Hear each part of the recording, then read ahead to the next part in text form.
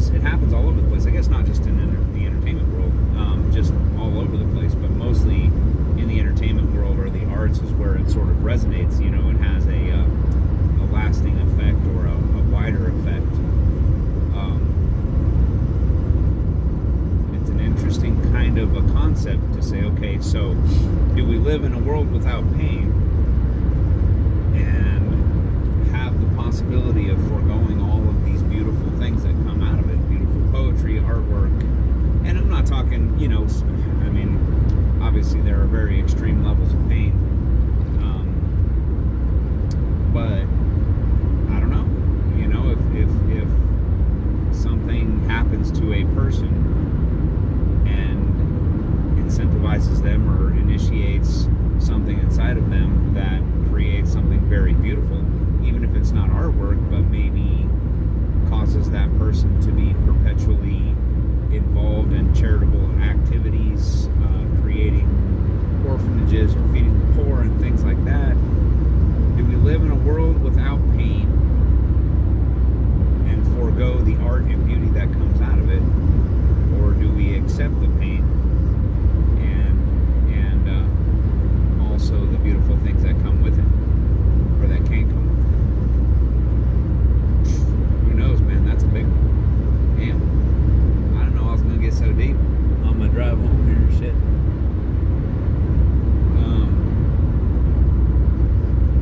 Yeah, I don't know, because you ask the individual, and maybe they say yes, or maybe they say no. Like, I would prefer to have not gone through that, even though it did produce these beautiful things. But then you ask the benefactors of the art that comes out of it. It's like, okay, artist, it's up to you. I can take away your pain, but I'm also going to take away the art that came with it. And some would say yes, and some would say no, who knows. But then on the flip side of that, you can turn around and say, okay, fan of this art, I can take away the pain of your favorite artist, this person you admire so much, and with that will go away the thing that made you admire them so much. That would be an interesting one. The next time I'm in control of the universe, I'll have to think about that.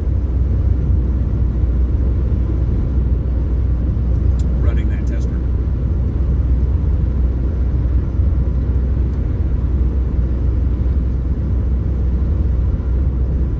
I don't know what I would choose. I've had some pretty profound revelations come out of things that I would probably prefer otherwise not to have happened. I'm sure nearly everybody has some kind of breakup, some kind of heartache, some kind of something that leads you in a direction that ultimately was a net positive for your life. It's a trip. It kind of seems like our world, yeah, it's vibrating a lot of shit. It kind of seems like our world is leaning toward that, though.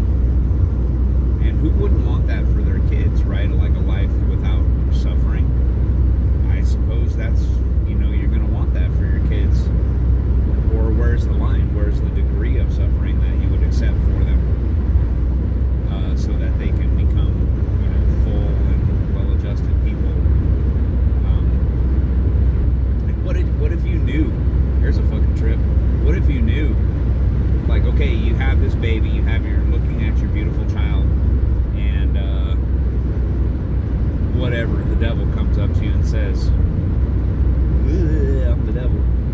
Whatever, however he introduces himself. and says, okay, I'm gonna leave this one up to you, bub. I'm going to do something horrible to this child. They're not gonna die. And maybe even through parts of what I'm gonna do to this person, they're gonna wish they were dead. But I'm not gonna do it. I'm not gonna take their life, and they're not gonna take their own life. I know that. On the other side of it, they're gonna be able to bring art and beauty to millions. But you're gonna have to watch them go through it. And I'm talking like something pretty rough.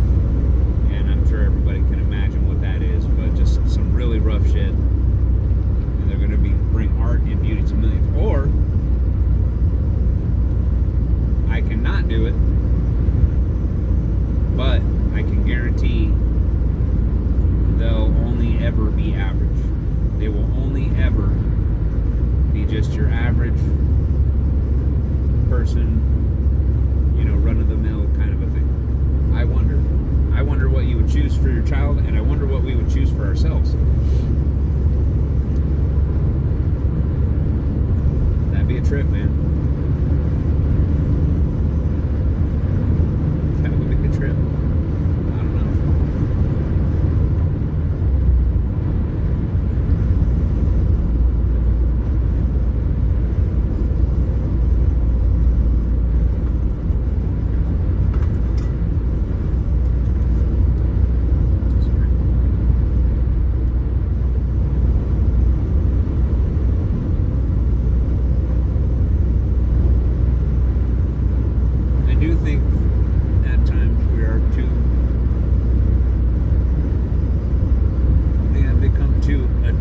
To comfort.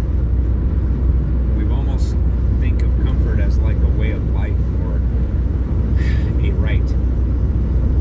I have a right to the utmost decadence because we live in a very decadent society, man. I mean, the shit that we get to enjoy on average, like your average dude, chick, kid in the U.S., the stuff that you get to enjoy. We have the cleanest water in the world in our toilets. Carries away our excrement. While people die of poisoning in conditions for and not having clean water. We literally shit on it. It's crazy. It's crazy the decadence that we have, and I think that we've gotten a little too, I don't know, maybe entitled to it. It's taken away that spirit, that can-do spirit. And it's kind of like left us with this toddler-esque stomping of the feet when it's not there. And I'm not saying anybody, like, I'm included, man. Absolutely. I just think in general, the attitude toward the utter extravagance and decadence that we get to live in every day has stepped away from gratitude and away from this feeling of security and awe at the infrastructure we've made, and it's kind of transitioned into this thing like, where's my bleh? Where is it? Oh my god. Oh my god. Like, it's sort of an uptick of you just hear that. You hear grown people just fuck, bro. I don't know. But I don't know if that will ever leave the human condition.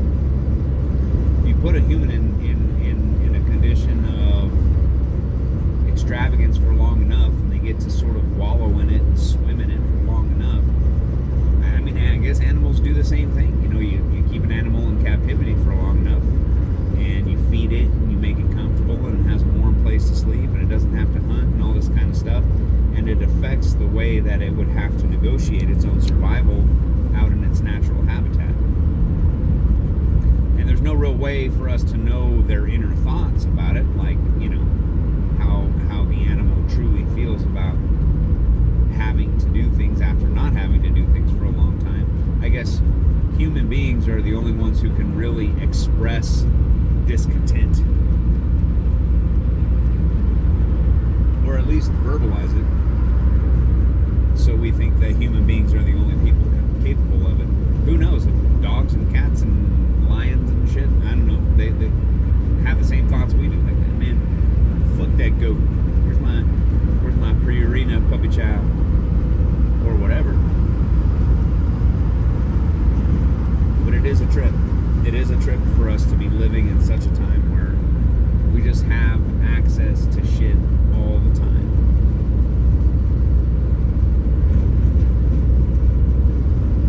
And it's interesting to think about where it's going. How much more fucking comfortable can we get? Like, how much more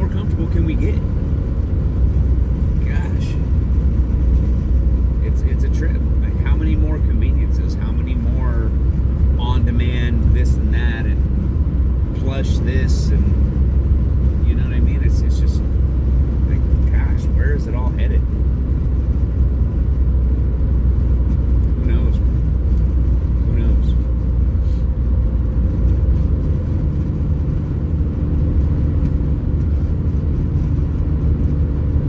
It's going to be interesting to see. You see people that are like 100 years old look at the way that we live today, and even I get to see it living in a community that, the homes are a bit older, the people are older, and they're just different. They're used to a different way of life, and the things that it doesn't even occur to them to want or need, that are things that we live with every day.